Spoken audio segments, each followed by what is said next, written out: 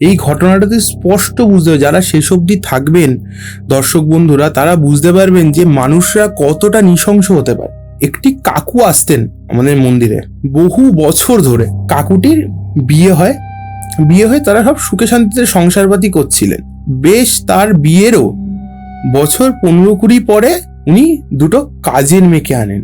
Hot করে একদিন তার ওয়াইফের পায়ে একটা ফুসকুড়ি হয়। সেই ফুসকুড়ি থেকে জায়গাটা না আস্তে আস্তে ঘা হতে শুরু করে। ডাক্তার বুদ্ধি প্রচুর করা হয়, কোনোভাবেই সারে না। এবার না সারা দরুর কি হয়, ডাক্তার বলে পাটা বাদ দিতে হবে। বাদ দেওয়ার জন্য অপারেশন যাবে, তার আগে তোমার সুগারটাকে কমাতে হবে। কমানোর জায়গাটা যখন আসে তখন উনি মারা যায়। তখন কাকুর এক ছেলের বয়স ওই 21, আরেক ছেলের বয়স হবে হয়তো 14-15। কাকুটি না মন্দিরে আসা আস্তে আস্তে বন্ধ করে দেয়।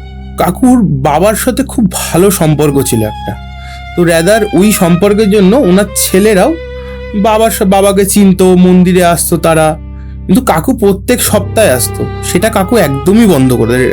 অল অফ আ সাডেন বন্ধ হয়ে যায় জিনিসটা।